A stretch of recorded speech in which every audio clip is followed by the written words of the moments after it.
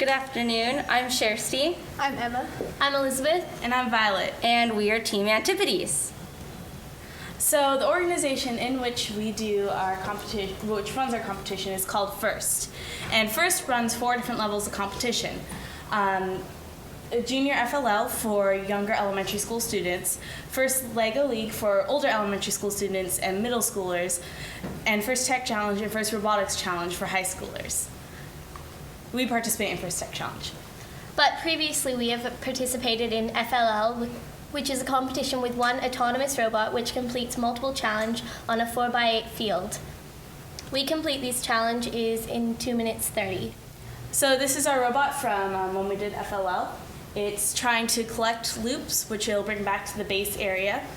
And this is all autonomous, so it's using sensors to run against walls to align itself and other various things. And the robot's completely made out of Lego. Are you using cameras there? No. Other sensors? Touch sensors, mainly.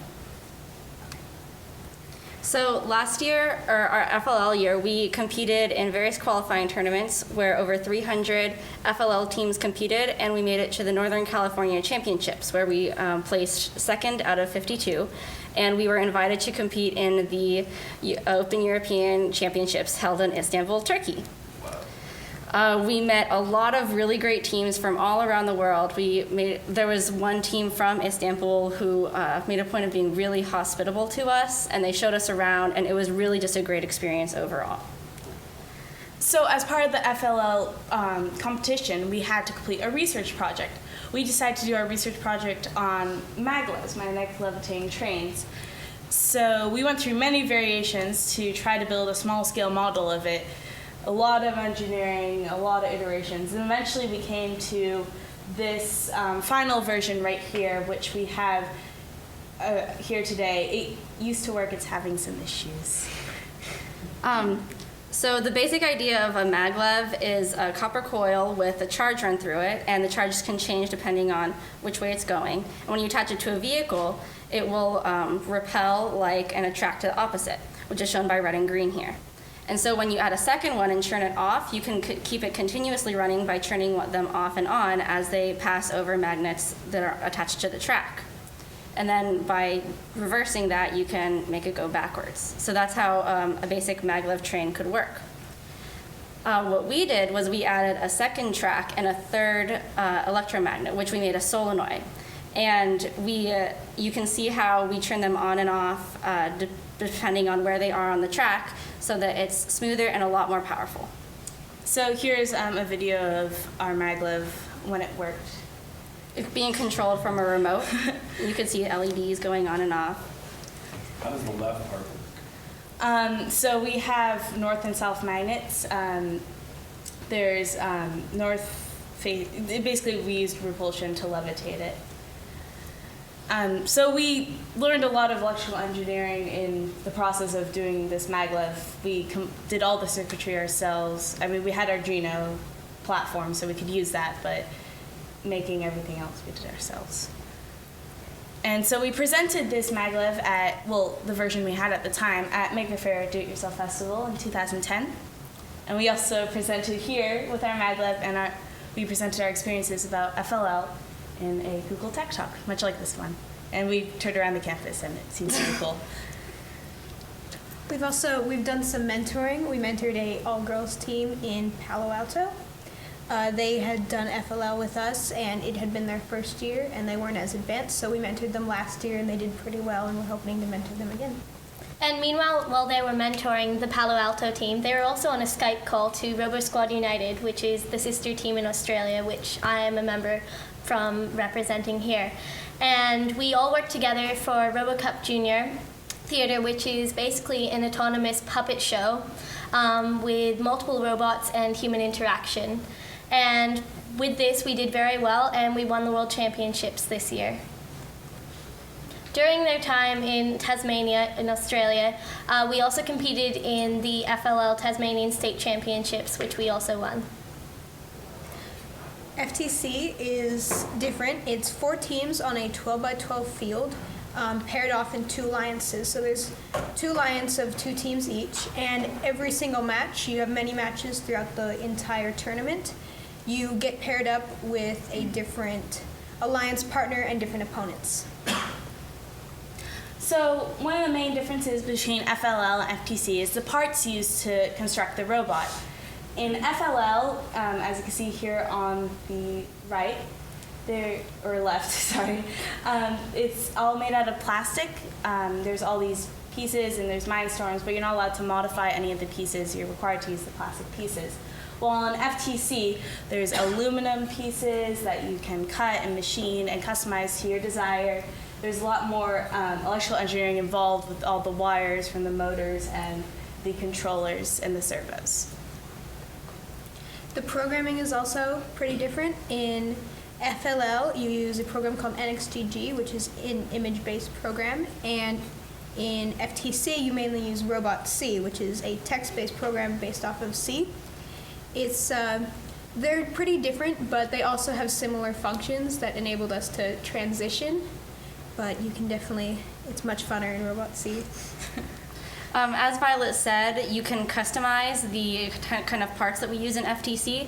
So we're using a lot of different kind of metal pieces, and we use a lot of different metal machines to work the pieces into what we needed to make the robot that we wanted. We also did CAD modeling of our robot, so I can show you how this robot is built up. So we have a bottom of just sheet metal that we bent and cut. Then a brick, which stores all the information, is basically the microprocessor of the robot. A 12-volt battery pack, controllers, multiplexers, so we can put different sensors in that without actually putting them directly into the brick.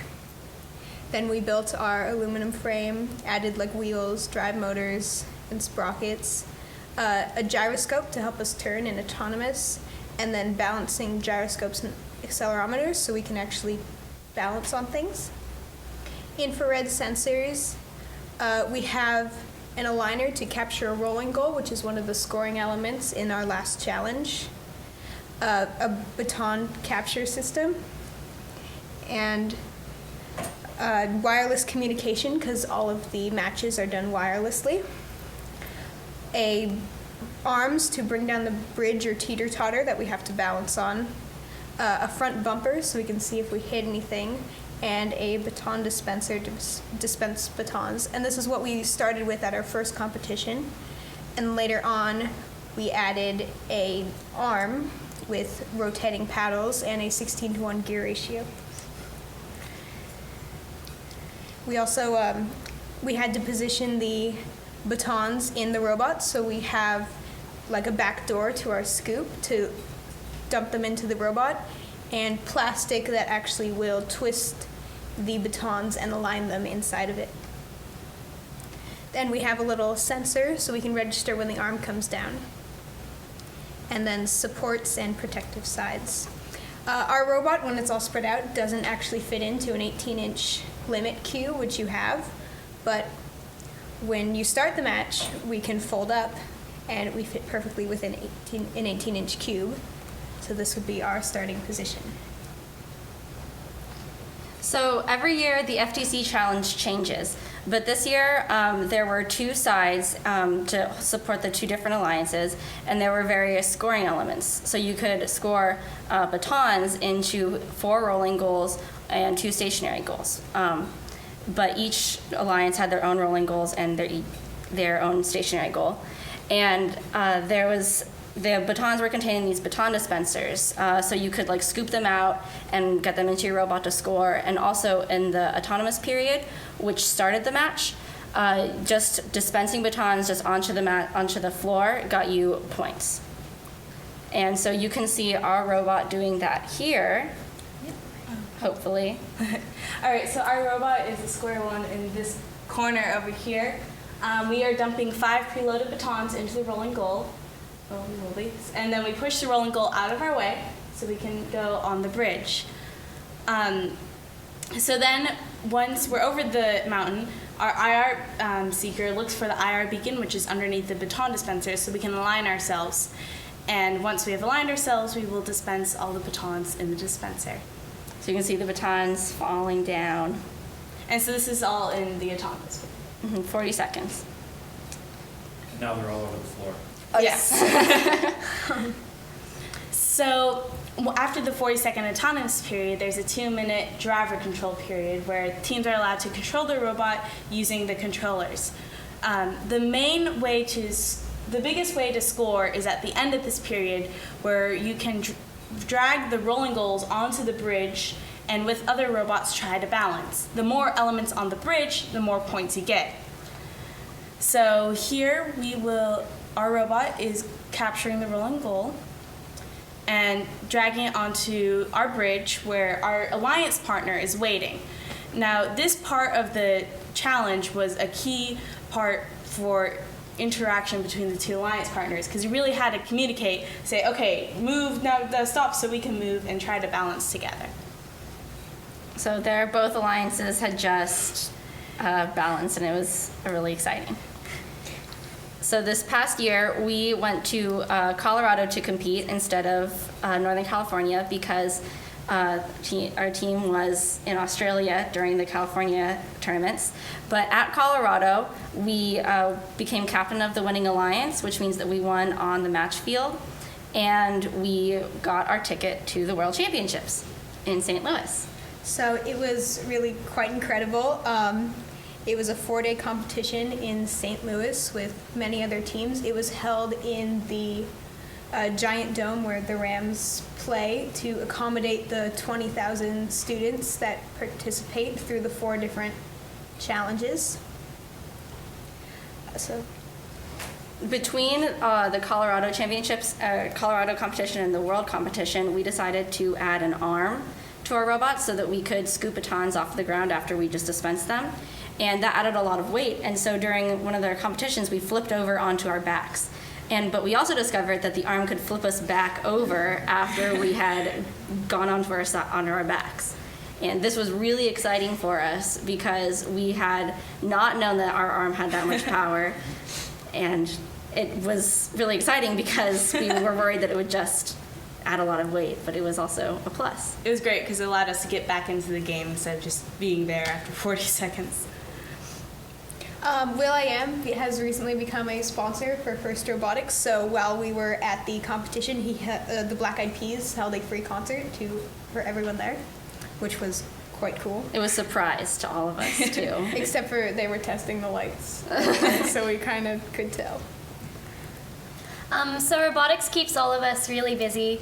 So some of the events coming up in September and October are a robotics presentation to the local school board and Abbott Vascular Technology Expo, a power tool presentation to fellow teams, a planetary rover simulator experience at San Mateo Libraries at the Bay Area Science Festival, a Maglev demonstration at a mini maker fair, teach robotics classes, mentor the Palo Alto girls FLL team, and design and build this year's robot.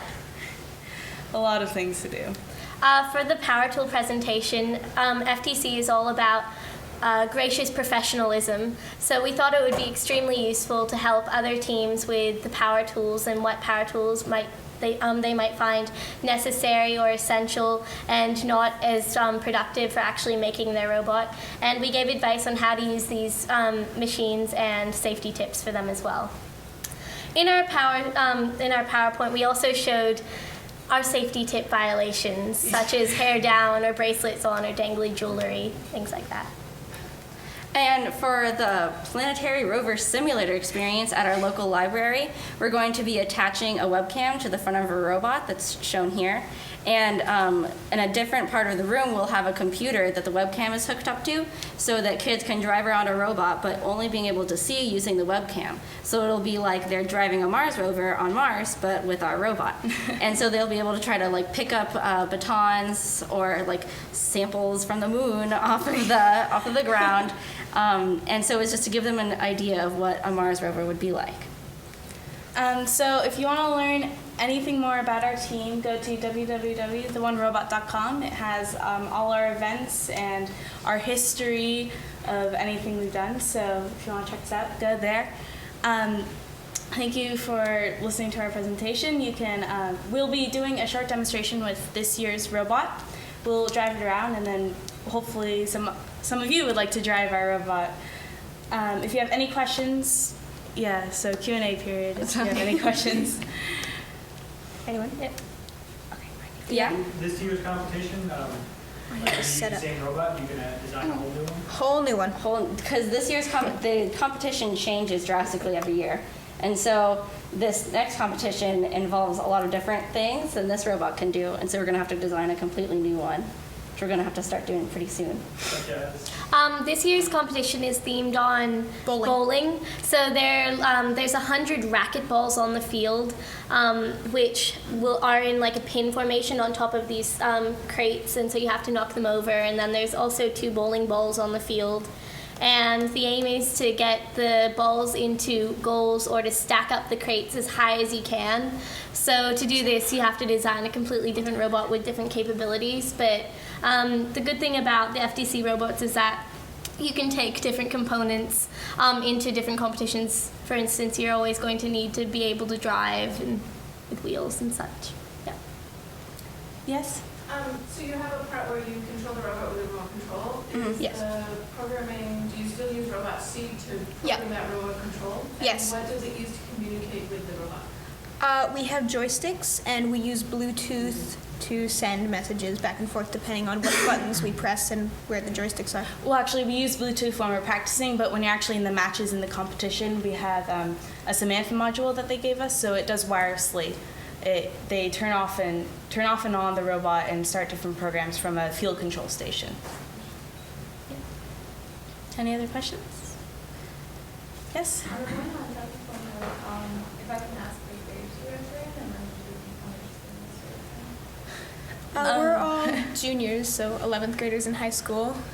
We started our 8th grade year with the other level, the FLL level. And we got interested because our coach kind of invited us to be part of this big team. And it was a big team, but then we kind of narrowed it down to just us. I've actually always been interested in robotics. My dad's kind of a huge geek and has shown me. Like, we went to Maker Faire the first year it started, and we've probably gone every single year since. And I had heard about they had a team the first year, and I'm like, oh, this sounds really cool. I can finally be able to build robots on my own. I've always wanted to. And so I joined the team a year later after they. Yeah, and in Australia, I became interested in robotics because my mum was running a robotics team, and they were representing Australia at a world competition in Austria 3 years ago, I think. And I became involved in helping out and working with the robots, and that really interested me. So I became sucked into this competition, and it was just a great experience. So now I'm over here trying different sorts of robots and diversifying what I can do with robotics.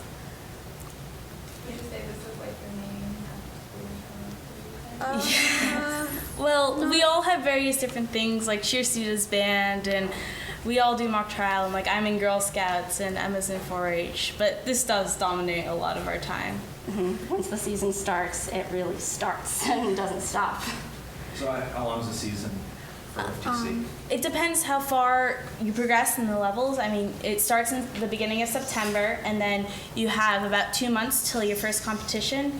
And if you move on, then you get, you have a few more months for your next competition, and then the last level is the world competition, which is held in St. Louis, and that's in April. So it can last from anywhere from November to April. But the main part of the build is sort of September, October-ish? Yeah. Yeah, well, you can always improve between different competitions, so. But you have to have something basic between September and November. Got it. Yeah. Yes. So on your list of events, you listed teaching robotics classes. Can you talk a little bit about that? I'm actually teaching 2 different robotics classes, one to a homeschooling group and one to a class at my old elementary school. It's really interesting. I've only started with the homeschoolers. They're about, there's 2 6-year-olds and about a 4-year-old. And so it's interesting to what you can teach them. I've started out by teaching them like the engineering process by building straw bridges, and you draw out your idea and then you try to build it and see, oh, some things didn't work. And then we're going to move on to some programming. I'm going to introduce them to NXTG. and do some basic stuff like that. So how much does this thing cost? I mean, did you mention? Our robot's about 2,000. Again, a lot of first is a lot about fundraising. So you have to learn about budgeting and how to find money and how to use it wisely. And so it's a lot about sustainability. So it is kind of expensive, but it's a lot about finding other people who will help you out. What's your overall team budget for the year? We kind of tend to exceed it. Probably 2,000 or 3,000. For the robot. For the robot. And then if we end up going to competitions, then it's Travel expenses and all expenses. that. Yeah, okay. Yeah. What do you find is the hardest and least interesting parts of what you have? I mean, I really like, it's probably, I don't know, it's all really interesting. It's probably different for everyone. Like, for me, it's really hard to sit down and brainstorm all of these ideas and like go through all these ideas that will or won't work, and then building like trial and error a lot of it. That's really difficult to, like, especially since we're working on a team, if you have an idea, then the other members know that, well, that probably won't work. It's really hard to be able to calm down and just like be able to work with everyone. Also, when your ideas don't work and you have to totally scratch and start a new idea, that's really hard for me. It's like, but it was such a good idea. It's difficult to share the robot because the builders want to build something and the programmers want to program, and you can't do both at once. So for instance, I find building the actual robot more interesting than being able to sit down and program and then see if it works, and then if it doesn't work, try again and program, and just checking to see if everything works. I find that probably the most tedious part of the competition. So that's my favorite. Yes. Perhaps I would agree with someone when we mentioned that robot seat is much more fun than That was robotics.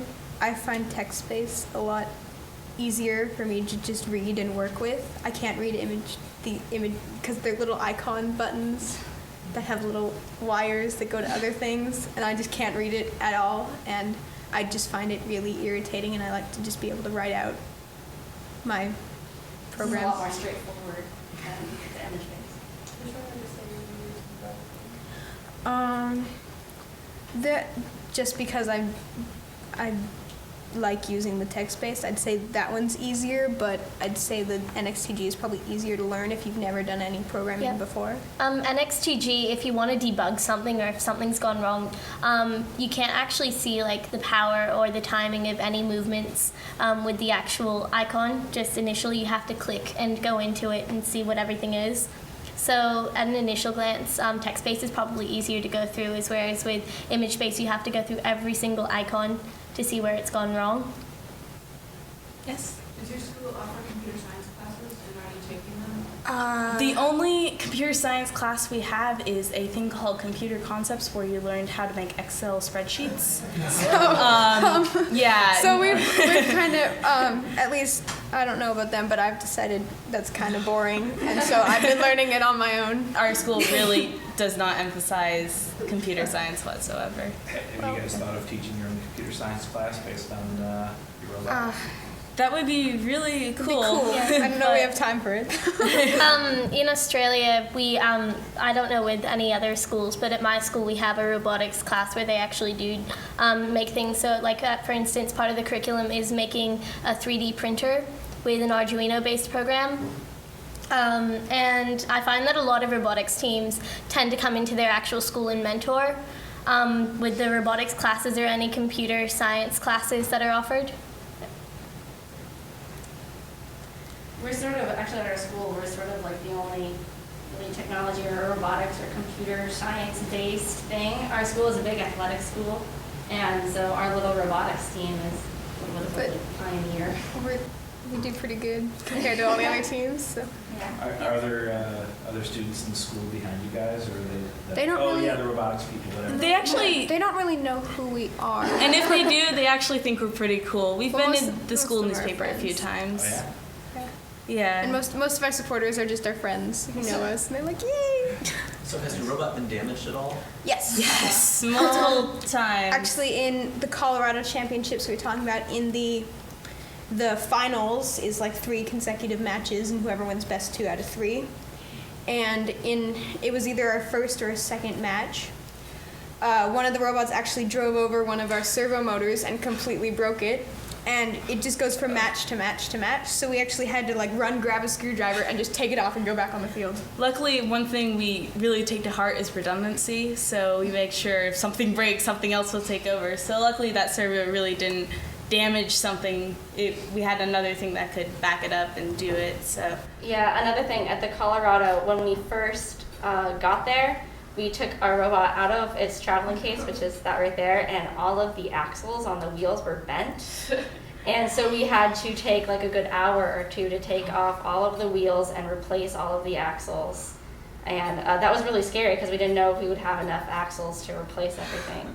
So, and of course, everything always goes wrong at the competitions. It can't go wrong when you're practicing at home, right?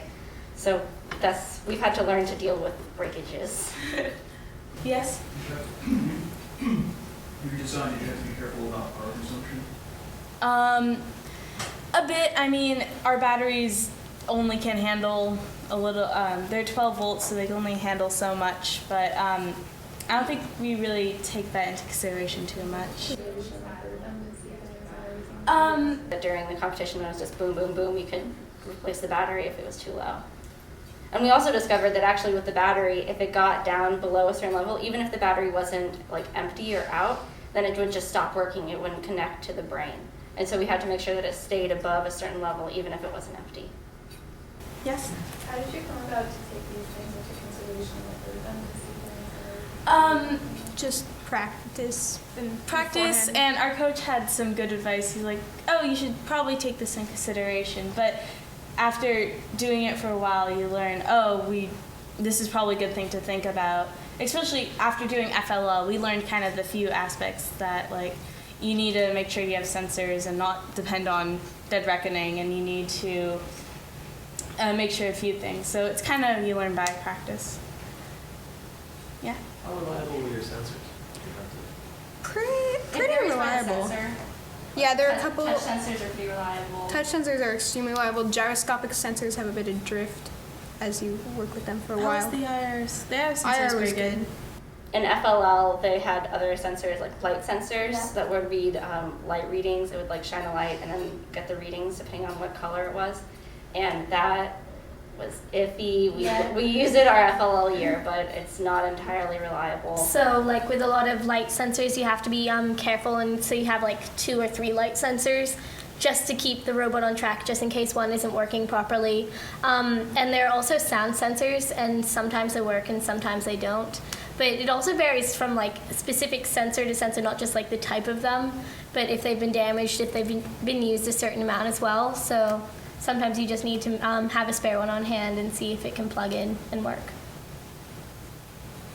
Do you have to buy those parts from some particular place like Lego, or then you do whatever you feel like? You can. There is mainly used pieces from a company called Tektronix. They have all the kind of flowery pieces you see on a robot. They're from Tektronix. They sell the axles, they sell the motors, they sell the servos. If you're an FTC team, you get like 30% off, I think. You're allowed to use any Lego parts, so anything from Lego Mindstorms you can use. That's what a lot of our sensors are Lego, actually. And then you're allowed to use a certain amount of other parts, like we use aluminum sheet metal, which you can get anywhere you want, and PVC. So some materials you're allowed to get anywhere, but there's only a limited amount you can use in your robot. How about sensors and electronics? Again, the controllers are from Tektronix. They sell those, and we get them from there. And then we do use the Mindstorms brick to really control our robot. So mainly Lego and Tektronix. So are you allowed to use other things, or you just?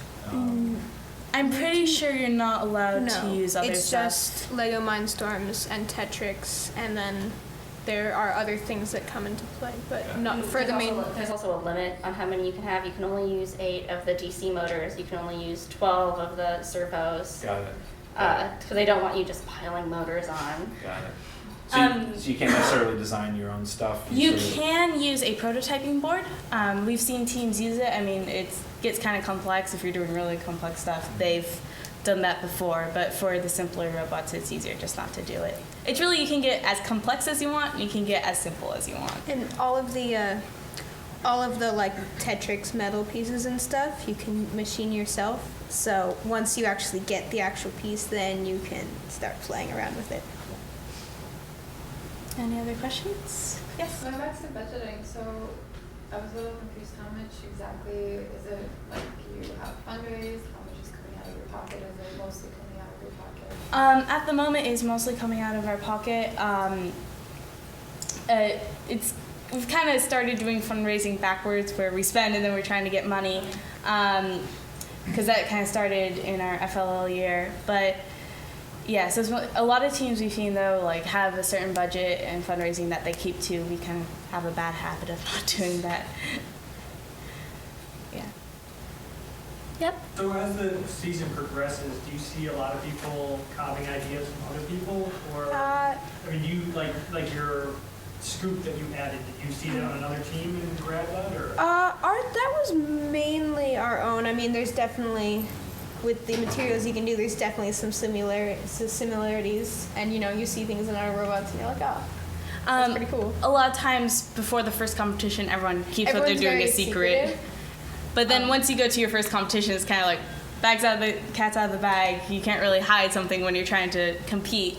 And then if you move on, you'll see, oh, that robot we saw in competition had a good idea. Let's work off of that. And a lot of times you work off like past season robots that you can watch on YouTube. A lot of the people put their robots on YouTube, and it's like, oh, that was good for that thing, which is kind of similar for this year's competition. So let's look at that.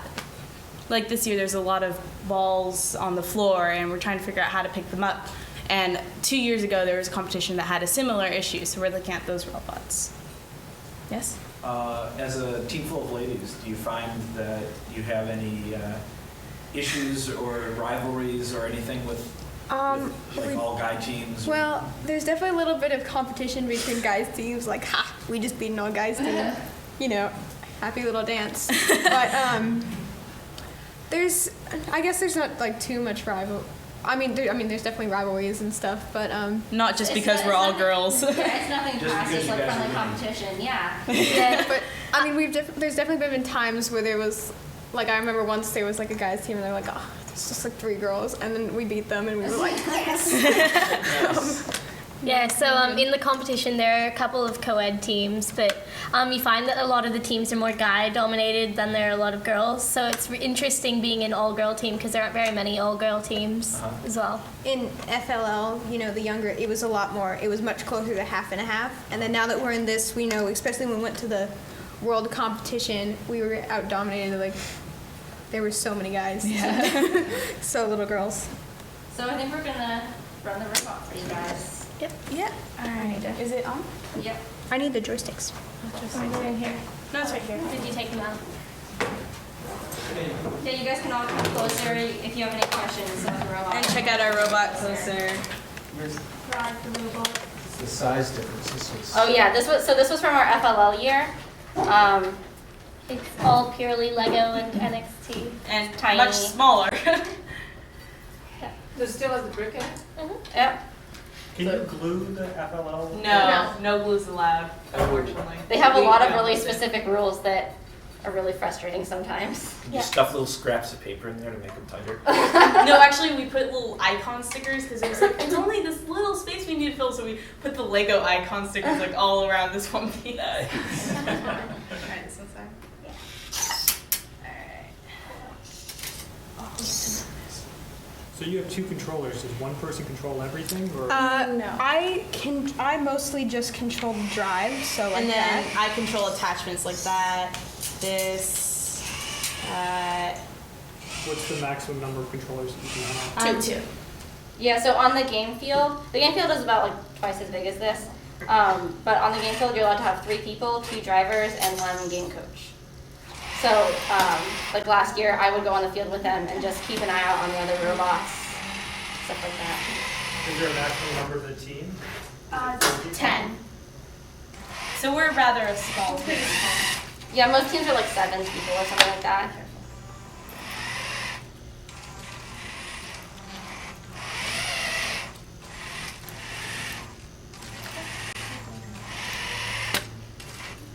Oh, and also, you can see one side is off and one side is on, but we also have 2 different color sides. Okay. So that's how we're playing the pawns. We use that arm to score. Nice. All right. Or I can't. You going to balance or?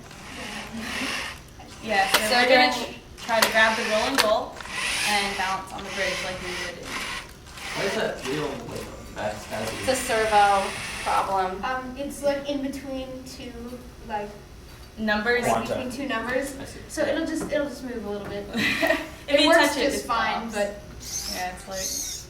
I'm just gonna start.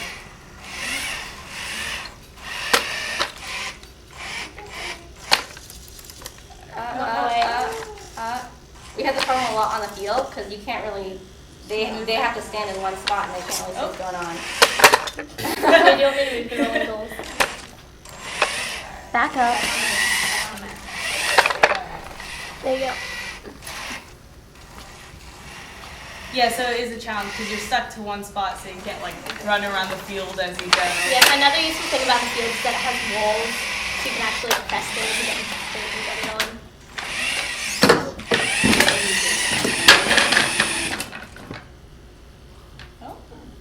First try. Nice. First